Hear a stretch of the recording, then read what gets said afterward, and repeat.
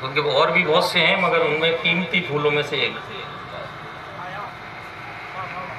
اور پھر وہاں سے فارغ ہونے کے بعد نجف گئے. نجف کے بعد پھر جو کام سندھ میں کیا وہ آپ کے سامنے ہے.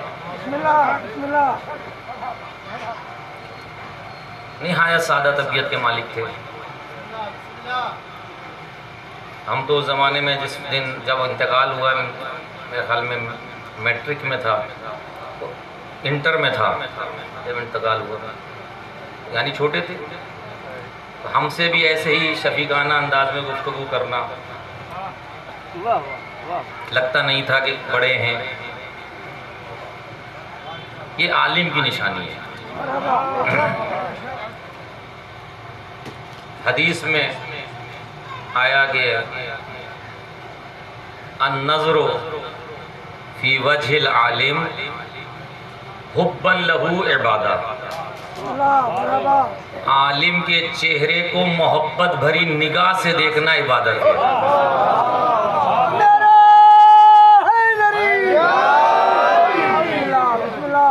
محبت بھری نگاہ سے دیکھنا یعنی کچھ نہ پوچھیں، کوئی بات نہ کریں، صرف عالم کے پاس جا کے بیٹھ جائیں اور محبت بھری نگاہ سے دیکھیں، یہ بھی عبادت ہے.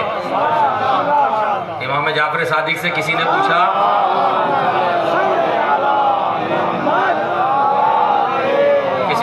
یہ محبت بھری نگاہ سے کیا مقصد ہے؟ یہ محبت بھری نگاہ سے کیا مقصد ہے؟ اگر النظر فی وجہ العالم، اتنے سارے عالم ہیں، کہا کہ یہ جو محبت بھری نگاہ کہا، مولا نے کہا کہ ایسا وہ عالم جس کو دیکھ کر آخرت یاد آ جائے، ان کو دیکھنا محبت بھری نگاہ سے عبادت ہے. اور اگر جن کو دیکھ کر آخرت کیا دنیا بھی بھاگ جائے، تو عالم اپنی زندگیوں میں کس طریقے سے خدمات انجام دیتے ہیں، سب آپ اپنی یہاں دیکھتے ہیں. آپ لوگ ہمیں ان کا احترام، ان کی عزت، ان کی خدمات کو خراج تحسین پیش کرنا چاہیے.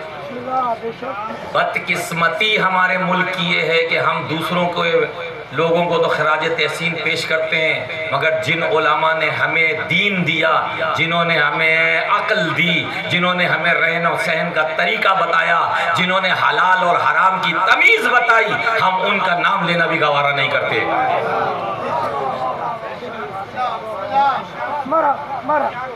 یہ علماء ہیں جنہوں نے آج ہمارے کو اتنی تمیز دی، ہمیں حلال کا پتہ، ہمیں حرام کا پتہ، کیا نجس ہے کیا پاک ہے. بہرحال خدا ان دونوں بزرگان کی روح کو جوار ائمہ اطہار میں ان کا رتبہ بلند ہے، مزید بلند تر فرمائے. قبر پہ رحمتیں برس رہی ہیں، مزید رحمتیں بارش ان کی نازل فرمائے. میں نے سورہ رعد کی آیت پڑھی اسی مناسبت سے، اور مختصر گفتگو کروں گا. اس سے پہلے یہ عرض کر دوں کہ نام میں حجت الاسلام ہوں نہ والمسلمین ہوں. یہ بہت بڑے لقب ہیں. میں ایک چھوٹا سا طالب علم آدمی ہوں. حجت الاسلام بہت بڑی چیز ہے،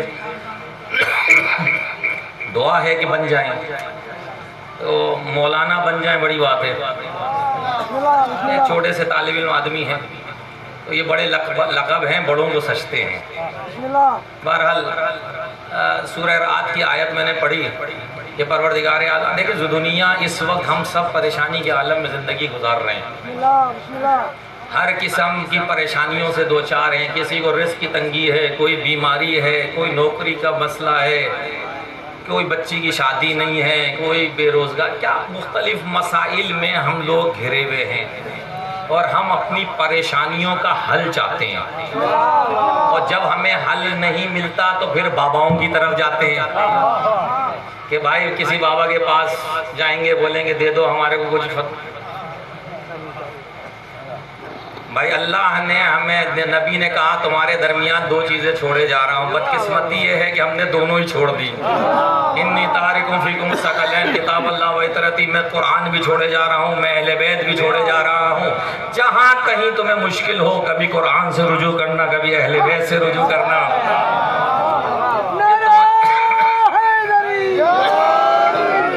پریشانیوں کا حل یہ دے گا۔ تو بھائی پریشانیاں ہر قسم کی ہیں، تو ہمیں پریشانیوں کا حل چاہیے، ہمیں کسی اور دروازے پہ جانے کی ضرورت نہیں ہے۔ 14 دروازے ہمیں دیے ہیں، ان 14 میں سے کسی ایک دروازے میں بھی چلے جائیں، ہمیں پریشانیوں کا حل مل جائے گا۔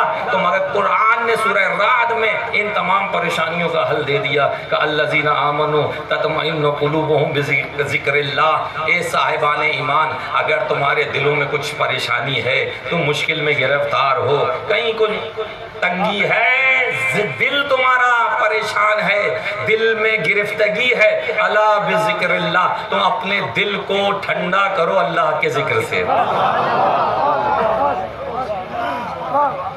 اگر تمہیں کہیں بھی کوئی پریشانی آ رہی ہے، تم گرفتار ہو، دل تمہارا ٹوٹ رہا ہے، تطمئن القلوب بذکر اللہ، اللہ کے ذکر سے اپنے دلوں کو ٹھنڈا کرو۔ الا بذکر اللہ تطمئن القلوب، اور یاد رکھو سوائے اللہ کے ذکر سے کسی اور سے تمہارا دل ٹھنڈا نہیں ہوگا۔ ادھر ادھر بھاگنے کی ضرورت نہیں ہے، ذکر خدا کی طرف آ جاؤ، اس ذکر کی طرف آ جاؤ، یہ ذکر تمہارے دلوں کو ٹھنڈا پہنچ کر دے گا۔ اور کر کے دیکھیے، میں ابھی ذکر بتاؤں گا آپ کو، کریں گے ہم ذکر کے اوپر گفتگو ابھی آپ کے سامنے۔ کہیں پہ بھی نوجوانوں بیماری ہے، پریشانی ہے، ذکر خدا کی طرف آ جاؤ، یہ ذکر تو خدا تمہارے دلوں کو ٹھنڈا کر دے گا، تمہارے دلوں کی گرفتگی کو دور کر دے گا، تمہاری پریشانیوں کو دور کر دے گا، اور تمہیں کہاں لے کے جائے گا؟ خدا کے نزدیک لے جائے گا۔ الا بذکر اللہ تطمئن القلوب۔ اچھا مسئلہ یہ ہے کہ ذکر خدا سے دور بھی ہو جاتے ہیں۔ ابھی تو ذکر خدا بعد میں بتاؤں گا ذکر خدا کیا کیا ہے، مگر پہلے یہ عرض کر دیں گے کیوں چھوڑ رہے ہیں ہم ذکر خدا؟ وہ کون سی وجوہات ہیں جن کی وجہ سے ذکر خدا سے غافل ہو گئے ہم لوگ؟ قرآن مجید، پروردگار ارشاد فرماتا بسم اللہ الرحمن الرحیم، یا ایھا الذین آمنوا لا تلھکم اموالکم اولادکم عن ذکر اللہ، دیکھو تمہارا مال اولاد تمہیں ذکر خدا سے دور نہ کر دے۔ اے صاحبان ایمان، کہیں تمہاری مال تمہیں نہ لے جائے، کہیں تمہارا اولاد تمہیں نہ لے جائے۔ تو اس کا مقصد پتہ یہ چلا کہ مال بھی ذکر خدا سے دور کر دیتا ہے۔ اولاد کی محبت اتنی رکھو جتنا کہا گیا ہے، مال سے بھی محبت اتنی رکھو، اولاد سے بھی محبت ابھی بتاتا ہوں آپ کو کتنی رکھنی ہے۔ سوال دیکھیں دونوں الذین آمنوا تطمئن القلوب، ایمان والوں سے گفتگو ہو رہی ہے، ادھر بھی کہا جا رہا ہے کہ ایمان والو اولاد اور تمہارا مال تمہیں دور نہ ہے۔ ایمان والوں، اس کا مقصد یہ ہے جن کے دلوں میں ایمان نہیں ہے ان کے دلوں کو قرار بھی نہیں آئے گا، دلوں کو سکون ان کے ملے گا جو صاحبان ایمان ہے۔ بھائی ایمان ہے کیا؟ سئل عن الایمان، مولا کائنات سے کسی نے پوچھا مولا بتاؤ ایمان کیا ہے؟ پتہ تو چلے کہ دلوں کو ٹھنڈا کرنا ہے، دلوں کو سکون لے کر آنا ہے، تو بھائی ایمان ہوگا تو دلوں کو سکون ملے گا۔ صاحبان ایمان کے علاوہ کسی کو دلوں کو سکون نہیں ملے گا۔ مولا سے سوال کیا مولا سئل عن الایمان، ایمان کیا ہے؟ مولا نے فوراً کہا معرفت بالقلب، جو قلب سے معرفت رکھتا ہو، اقرار باللسان، زبان سے اس کا اقرار کرتا ہو، عمل بالارکان، اور اعمال اور جوارح سے اس کا اظہار۔ درود پر محمد و آل محمد۔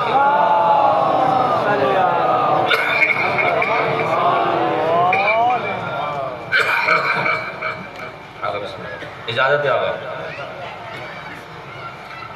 سئل عن الایمان، ایمان کیا ہے؟ کہ اقرار معرفت بالقلب، قلب سے معرفت رکھتا ہو، اقرار باللسان، زبان سے اقرار کرتا ہو، وعمل بالارکان، اور اعمال اور ارکان سے عمل انجام دیتا ہو۔ یعنی پتہ یہ چلا کہ جو معرفت قلب سے رکھتا ہو، زبان سے اس کا اقرار کرتا ہو، عمل میں اس کی جھلک آتی ہو، وہ ہے مومن۔ تو بھائی